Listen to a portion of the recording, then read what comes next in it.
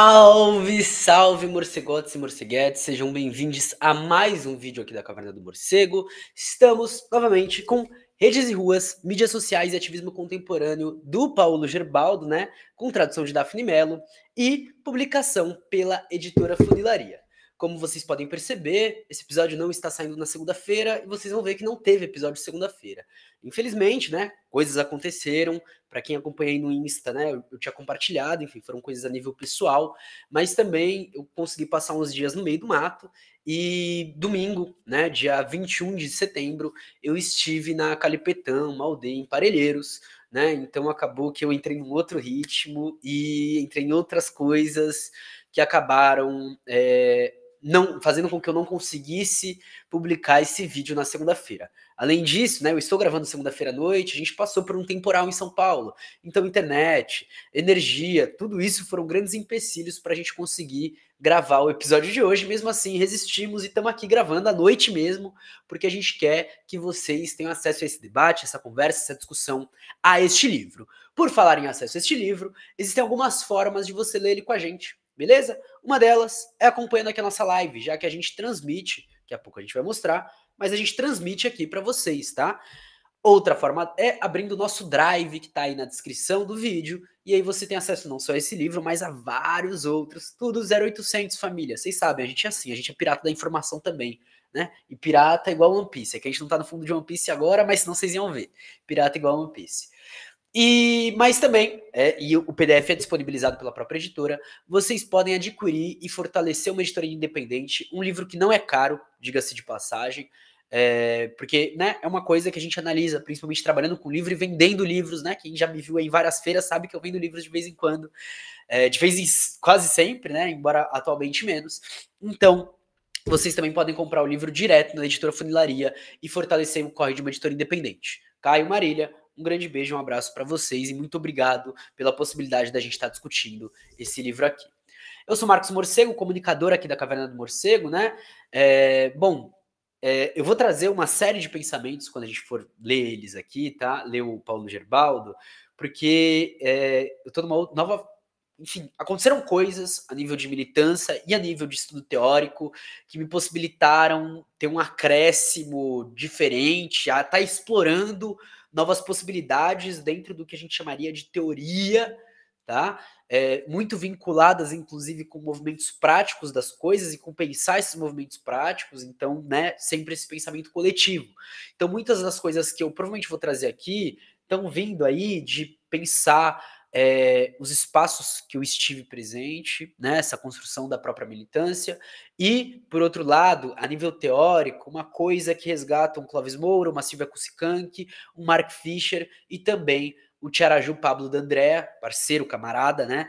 Então foram essas coisas que circularam nessas últimas semanas, nesses últimos dias, principalmente, muito forte dentro do cotidiano, do dia a dia, do fazer política, da luta política, né? E isso tem sido extremamente importante para mim, particularmente falando, e espero que eu consiga transmitir um pouco disso para vocês também, né? Que eu acho que é um pouco do intuito aqui da Caverna do Morcego. Família, vou fazer ao contrário. Curtiu o projeto? Pix e apoio coletivo. Pix, podcastmorcego@gmail.com. Também é nosso e-mail para contato. Precisar de qualquer coisa, manda esse e-mail. Nosso apoio coletivo, apoia.se/Caverna Morcego. Todo o apoio de vocês é o que possibilita a gente estar aqui, tá bom? Muito importante contar com isso, para a gente conseguir dar prosseguimento.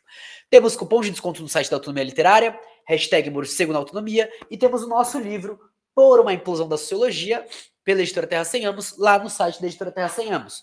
Tudo vai estar aí na descrição.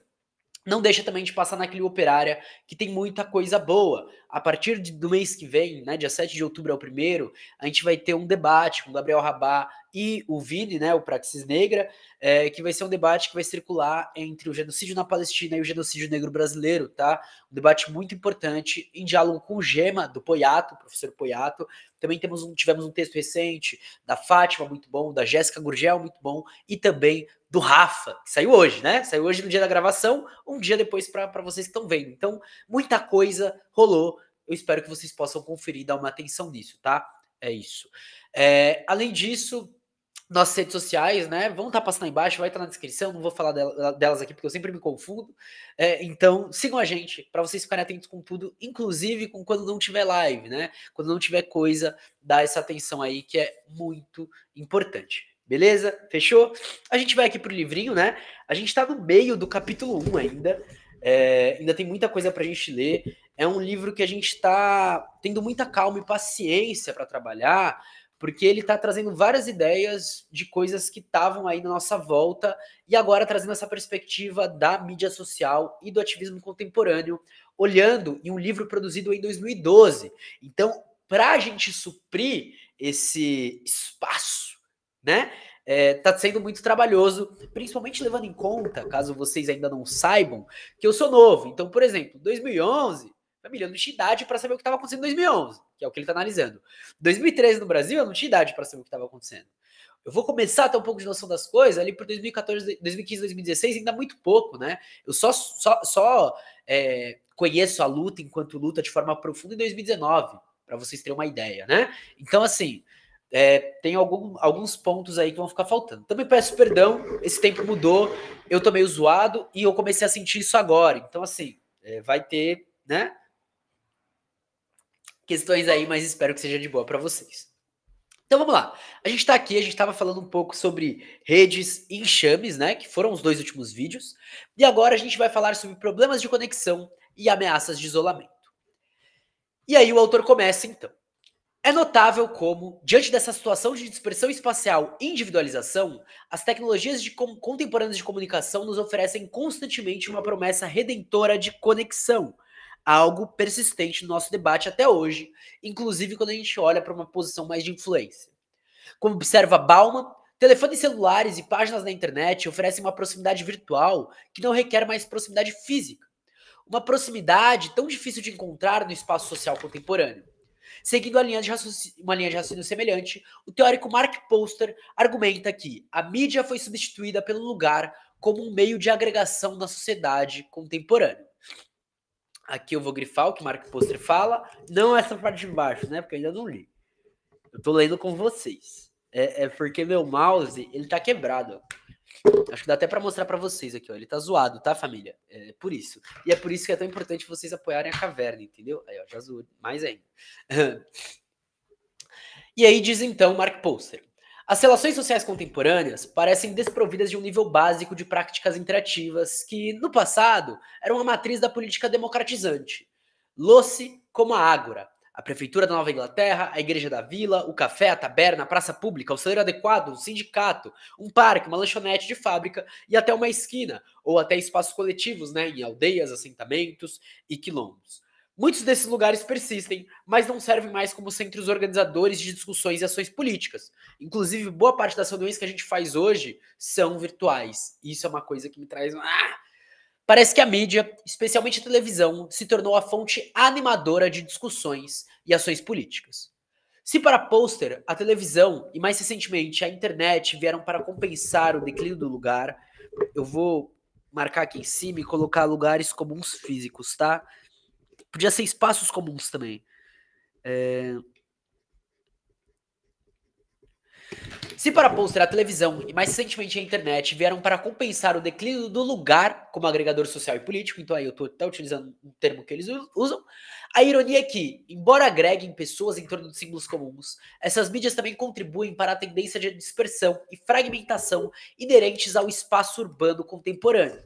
Enfim, é a lógica do neoliberalismo, né? A gente não pode ignorar que as mídias sociais também são isso, principalmente levando em conta que elas têm donos, né?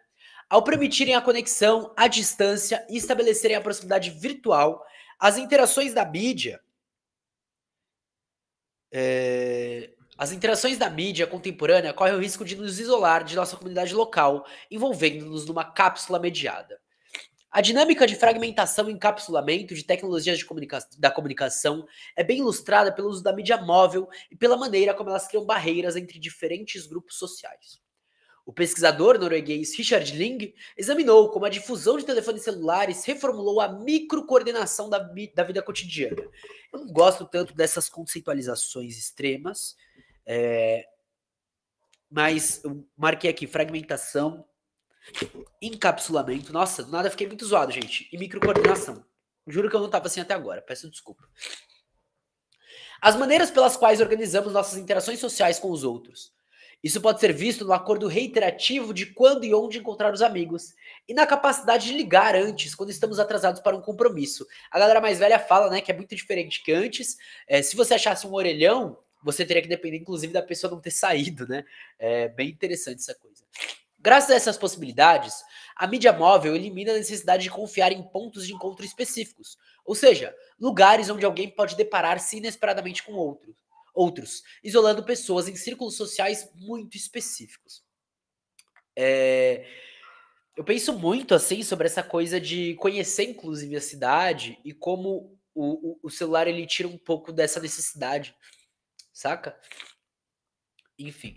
De acordo com Ling, o telefone móvel estabelece uma barreira entre nós e nossa situação física. Portanto, apoia o desenvolvimento de grupos exclusivos ou o que ele chama de comunidades virtuais. Vou grifar aqui. Ó, agora foi. Enquanto a mídia móvel nos une, ao mesmo tempo nos separa. A compensação pelas extensas conexões que oferecem é um entorpecimento de nossa experiência de localidade e uma redução de nossos contatos com pessoas de fora de nossos círculos sociais mediados. Novamente, né, é um reforço do neoliberalismo, seja consciente ou inconsciente, seja por querer ou sem querer, essas coisas acabaram se encontrando, né? Observações semelhantes podem ser feitas com relação às mídias sociais, que estão efetuando uma crescente mediatização da comunicação interpessoal. E aí eu vou grifar também quem fala isso, que é Conjin, em 2008. Eu grifei isso daqui. Como o próprio adjetivo social e mídia social sugere, elas são meios pelos quais as pessoas medeiam e gerenciam suas conexões com extensas redes sociais de amigos e conhecidos à distância. Esses serviços se tornaram úteis graças à característica de dispersão espacial da cidade pós-industrial. O problema é que, ao nos encorajarem a focarmos em nossos amplos, porém ainda exclusivos círculos de amizade, de conhecidos, as mídias sociais correm o risco de exacerbar nossas afinidades eletivas. Ou seja, nossa tendência a nos relacionarmos com aqueles que são semelhantes a nós, independentemente de onde estejam localizados. Todd Gitlin argumentou com razão que a internet tendia a reproduzir a dinâmica da secessão, exclusão e segmentação das sociedades contemporâneas, exacerbou a separação entre os ricos em informação e os pobres em informação. Em vez de uma esfera pública unitária à la Habermas, a internet produziu muitas esferículas. É uma questão que vai para um pouco além das bolhas, tá, gente? Mas ela fala, inclusive, do nosso sentimento em relação ao que está sendo produzido e dito. Então a gente tem contato com, né, coisas que estão fora. Porém, a mídia social está mediando essa própria conexão, essa própria relação. Se a cidade estendida é a personificação espacial de uma situação de individualização, a comunicação eletrônica aponta para o que o sociólogo americano Barry Wellman chamou de individualismo em rede, uma situação em que a pessoa, em vez de um lugar específico, se torna o portal. Interessante. Grifei isso também, tá? Grifei esses últimos 2 parágrafos, mas vou tentar marcar aqui para vocês. Aí, ó. Calma, mouse, calma. Vamos lá, calma. Aí. Grifei. Vocês lembram, né? Eu tô marcando isso para vocês saberem o que eu tô grifando. Beleza? É isso. Como as conexões são feitas para pessoas e não para lugares, a tecnologia permite a troca de vínculos de trabalho comunitários, de vínculos entre pessoas em lugares, para vínculos entre pessoas em qualquer lugar. A comunicação mediada pelo computador está em todo lugar, mas não está em lugar algum. Ou melhor, né? Às vezes está no computador de um multibilionário. Esse eu sozinho, que é acessível onde quer que se esteja, em casa, no hotel, no escritório, na rodovia ou no shopping center. Cara, eu acho que esse livro é muito, muito importante, inclusive, para a gente entender a relação que a gente tem com a rede social, né? Bem interessante. Eu vou grifar essa citação do Elman toda também e grifar ele aqui. Só para mostrar para vocês rapidamente aqui. Isso. Foi isso que eu grifei. Não, isso daqui para baixo não, só aqui lá. As mídias sociais permitem construir conexões com pessoas distantes. No entanto, essas conexões correm o risco de gastar energia e tempo das interações com base na proximidade física. Essa tendência das novas mídias de engendrar dinâmicas de reclusão em relação às comunidades locais e a espessura das redes face a face é um aspecto que foi ignorado por Castells, por Hart e por Negri, que, ao celebrarem as novas possibilidades de cooperação que essas tecnologias oferecem, tendem a ignorar seus efeitos colaterais negativos. Em resumo, a situação contemporânea de dispersão espacial e fragmentação comunicativa parece não ser um bom presságio para facilitar um processo de mobilização em massa. Eu vou grifar aqui. Até massa, tá?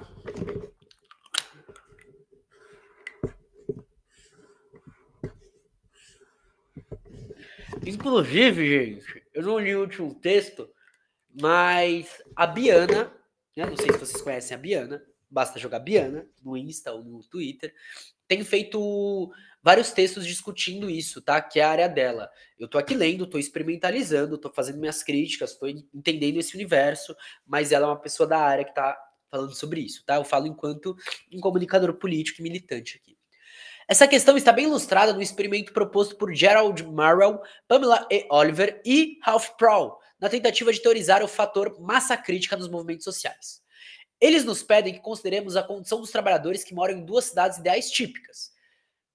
Enfim, é um exemplo teórico, né? Alfa, caracterizada pela densidade espacial e comunicativa, e beta, caracterizada pela dispersão.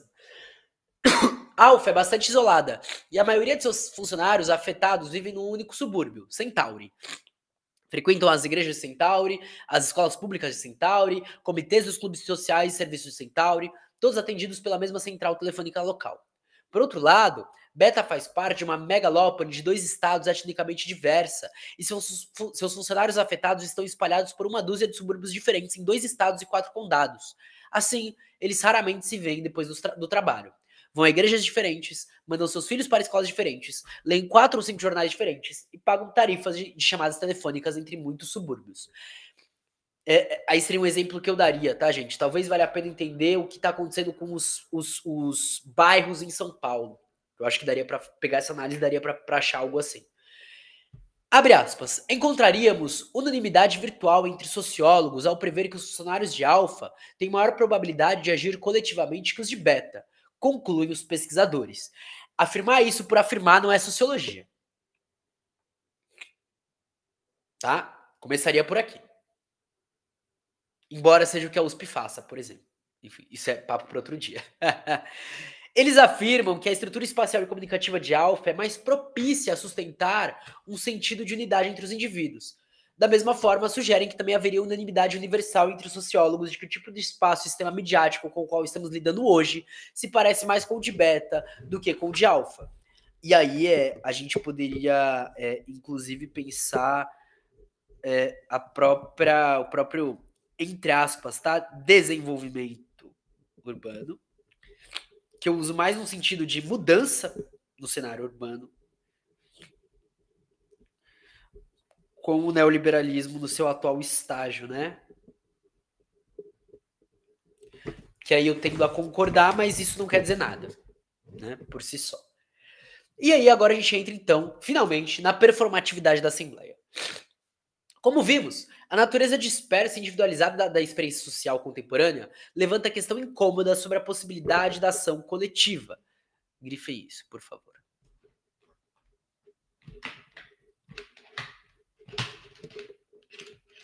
Vamos lá, mouse. Vamos lá. Não vai me abandonar agora, não. Por favor. Opa, voltou.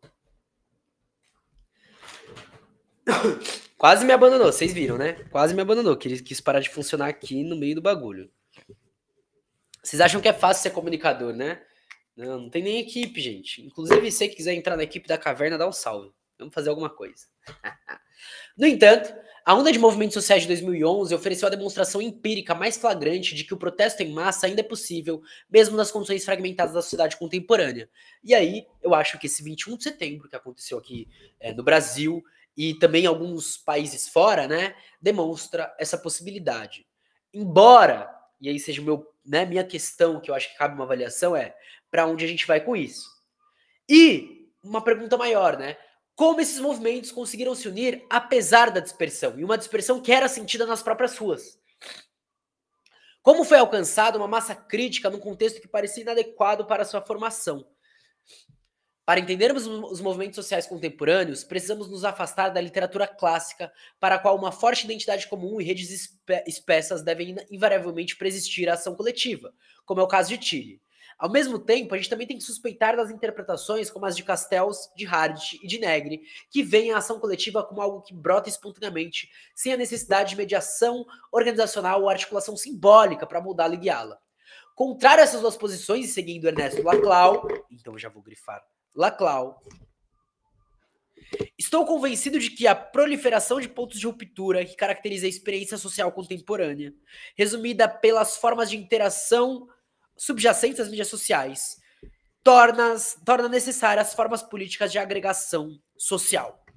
Na ausência, então, e aí eu grifei só os termos, tá? Na ausência de identidades profundas e de redes sociais espessas para sustentar a ação coletiva, esses elementos precisam ser criados de forma proativa e ad hoc no decorrer do processo de mobilização. E aí vem o meu ponto com o que aconteceu nesse 21 de setembro, né? Quer entender como a gente faz com que esses vínculos se mantenham num caráter de movimento, e não movimento no sentido de movimento social, né, mas no sentido de se mover, de mexer a estrutura das coisas e de tornar e trazer essas idas e vindas do concreto, né? Que é uma coisa que a gente experimenta em alguns momentos que são separados, mas ao mesmo tempo fazem parte de de um mesmo caminho de coisas, né? E entender isso é muito importante para a gente entender como a gente chegou onde a gente chegou e o que a gente pode fazer a partir de agora. A importância renovada da questão da unidade no contexto dos movimentos populares contemporâneos também foi recentemente reconhecida por teóricos de redes como Jeffrey Juris. Analisando o movimento Occupy nos Estados Unidos, Juris argumentou que este se destacou pelas lógicas de agregação, em contraste com as lógicas das redes que Juris havia identificado antes com a característica do movimento anti-globalização. Então a gente está falando de uma lógica de agregação. Interessante. Grifei isso. Ele descreve essas lógicas de agregação como reunião de massa de indivíduos de origens diversas dentro dos espaços físicos, argumentando que, enquanto o uso de listas de discussão e sites pelos movimentos por justiça global no fim dos anos 90 e ao longo dos anos 2000 ajudou a gerar e difundir lógicas de redes dispersas, nos movimentos #Occupy, as mídias sociais contribuíram para lógicas poderosas de agregação. Era muito utilizado, né, para mobilização e para alertas, né? Então, para esse contato mais dinâmico e rápido de pessoas que estão ocupando. O risco, na descrição de Juris, é ver essa mudança da rede para agregação como uma consequência das diferentes ferramentas técnicas empregadas, e não como reflexo da cultura específica dos novos movimentos, de seu caráter popular e suas ambições majoritárias. Além disso, parece suspeitar um pouco dessas lógicas de agregação, o que é reforçado pelo fato de a lógica de rede, com ênfase na diversidade, continuar sobrevivendo. Então ele anota isso, né? Ele nota isso, traz esse ponto e traz um ponto pela própria formação que traz esse surgimento desses novos movimentos, e também coloca uma suspeita em torno disso, né? Olha e fala, opa, se as práticas dos movimentos populares contemporâneos instauram sérios problemas teóricos e analíticos para pesquisadores de redes como Juris, isso se dá porque as formas de assembleia ou reunião do espaço público que envolvem estão em grande parte em desacordo com a visão da sociedade como uma rede sem centros, como proposto por Castells, mas também com a imagem de um enxame em constante movimento, sem colmeia, como retratado por Hardt e Negri. Como veremos nos próximos capítulos, os acampamentos dos indignados, da Revolução Indígena, da Revolução Egípcia, perdão, gente, do Occupy Wall Street, aqui, né, tá na cabeça, são marcados por um esforço na construção de um sentido de centralidade e fixidez espacial, que na verdade é o oposto da difusão constitutiva das redes do nomadismo dos enxames, né? A gente está falando, então, de uma ocupação concreta, espaço físico. em certo sentido, é que aí eu tenho muita cautela, a gente poderia até falar de pelo menos um território em transitoriedade, né? Um território temporário, alguma coisa nesse sentido, assim. O surgimento dessas novas formas de assembleias populares levanta questões não apenas sobre o trabalho interno e o tipo de comunidades constituídas dentro delas, como é o caso de Feigenbaum, Frenzel e McCurdy, mas também sobre os processos pelos quais essas assembleias ocorrem, ou, em outras palavras, sobre a natureza da mobilização como um processo e não um estado de assembleia espacial, com sua coreografia específica e própria. Vou grifar aqui.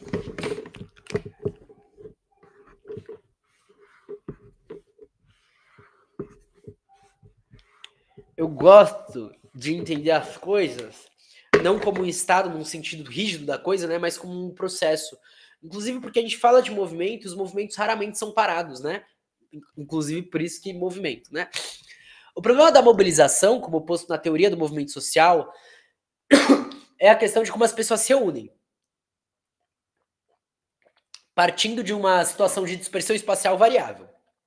Como no sentido militar do termo, a mobilização envolve uma concentração física de participantes no espaço e no tempo que precede a fase de combate. E ele está Clausewitz, Griffin Clausewitz, eu vou grifar toda essa parte aqui, na verdade. Clausewitz é importante, tá, gente? Para Melucci, a mobilização é o processo pelo qual um movimento social é criado e começa a agir. É a operação pela qual um ator coletivo reúne e organiza seus recursos em busca de um objetivo compartilhado contra a resistência dos grupos que se opõem a esse objetivo. Ele está meio que trazendo a encenação dessas coisas para trazer, inclusive, um aspecto que é visualizável, né? De forma similar, para Anthony Oberschau, a mobilização é o processo pelo qual os ativistas constroem lealdade e comprometimento com sua causa e reúnem seguidores, fundos e recursos, os quais aumentam sua capacidade de agir coletivamente. E aí vai entrar um processo de solidariedade e de confiança, né? E aí nem sempre vai ter isso. Então eu colocaria esse ponto, né? De que às vezes não. É evidente que dentro de cada movimento social específico, esse processo de reunião adquire dinâmicas muito diferentes, dependendo do grau de dispersão espacial da militância que está sendo mobilizada. Há uma enorme diferença entre mobilizar um círculo de pessoas que, de certa forma, já está parcialmente reunido em torno de locais de trabalho comuns, bairros, cenas locais e subculturais, e mobilizar um círculo que, em geral, está fora desses polos comuns de agregação. E aí a gente poderia olhar, né, para uma questão, inclusive, de território, que por mais que seja diferente, são coisas que podem ser complementares. O movimento de globalização, por exemplo, contou com a presença de cenas ativistas locais, como a descrita por House Leach, para se manter unido entre as fases da mobilização. Tá.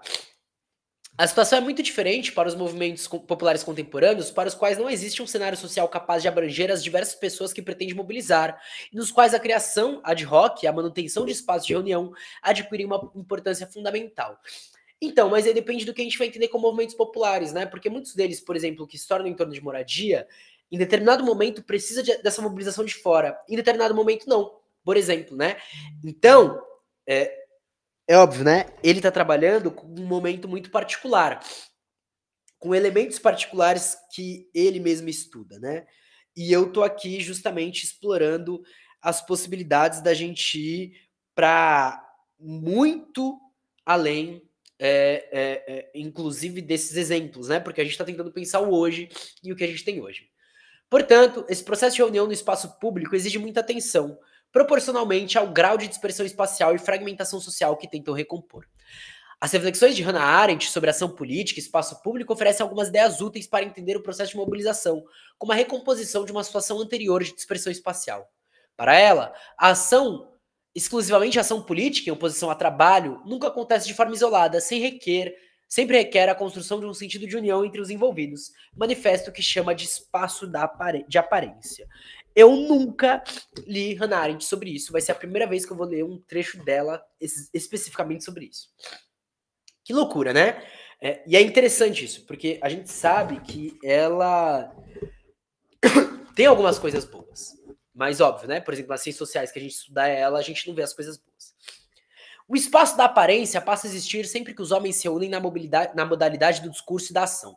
Portanto, precede toda e qualquer constituição formal de esfera pública e das várias formas de governo, isso é, as várias formas possíveis da organização da esfera pública.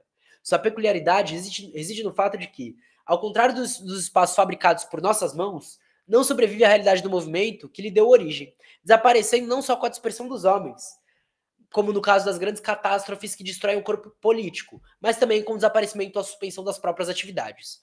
Onde quer que os homens se unam, esse espaço existe potencialmente, mas só potencialmente, não de fato, nem para sempre. Enfim, ela tá falando de espaço público, né? É que tem isso. É que eu penso ocupação, eu penso Brasil, eu penso nessa possibilidade de realmente retomada, né? É um pouco disso que a gente está falando, inclusive de uma questão ancestral. Porém, principalmente quando a gente olha a construção de espaço público, construção de cidade e projeto de Estado, a gente vai para outro lado. Arendt sugere que o espaço público não é um mero dado ou uma arquitetura material que atua como um local, mas uma forma de experiência resultante do processo de encontro e de sua recomposição de uma situação anterior de dispersão. Em outras palavras, o processo público precisa ser construído e reconstituído de maneira performativa pelo ato de reunir indivíduos dispersos. É isso que ele está trazendo a partir disso, então eu vou grifar só para a gente entender. Mas, enfim, preciso pensar muito porque, né, tô muito longe desse debate, inclusive.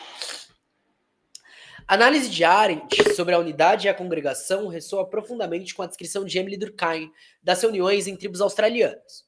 Diz então Durkheim: a vida nas sociedades australianas alterna entre duas fases diferentes. Às vezes, a população está dispersa em pequenos grupos que cuidam de seus negócios de forma independente. Cada família vive sozinha, caçando e pescando, resumidamente, esforçando-se de todas as formas possíveis para suprir suas necessidades. Em outras ocasiões, a população está concentrada e condensada em locais específicos por um período que varia de muitos dias a muitos meses. Essa concentração ocorre quando um clã ou grupo tribal é convocado a se unir. Nessa ocasião, eles realizam uma cerimônia religiosa, ou que os etnógrafos chamam de corrobori. Então, e aí, novamente, né, eu acho que, principalmente porque a gente vai estar falando de um outro pensar, inclusive do público ou do comum, que às vezes não é nem visto como público como comum, né, mas, enfim, dentro de outras formas de pensar o que são esses espaços, você está falando de uma cidade que é muito diferente de uma cidade capitalista, por exemplo. E eu acho que são coisas que vão se diferenciar em diversos sentidos, né? Inclusive do uso desses espaços e do sentido e do próprio sentir desses espaços. Então, eu só colocaria uma calma aí, mas óbvio, pensando, e aí vem, né, eu estou trazendo muito essa perspectiva agora do Tiaraju, de marxismo favelado,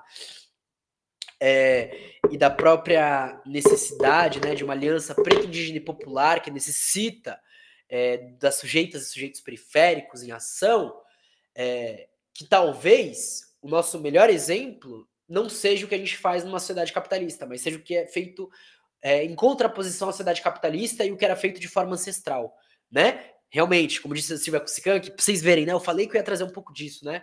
Colocar o passado à nossa vista e o futuro nas costas. É meio que essa brisa. É famosa a descrição de Durkheim da reunião como um momento de efervescência coletiva, no qual as emoções despertam. E não só emoções, é um pouco desse ponto, tá? Porque, inclusive, às vezes a gente tá falando de algo que vai para um pouco além da emoção e entra, inclusive, numa questão de espiritualidade, e uma espiritualidade muito diferente da espiritualidade binária que a gente tem, por exemplo, enfim. São vários elementos que podem entrar aqui, entendeu? É só isso, só essa cautela que eu gostaria que a gente tivesse. Ele observa que o próprio fato de se reunir é um estimulante muito poderoso.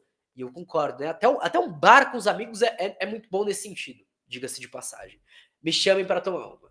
Depois que os indivíduos são reunidos, sua proximidade gera um tipo de eletricidade que os transporta rapidamente a um grau extraordinário de exaltação.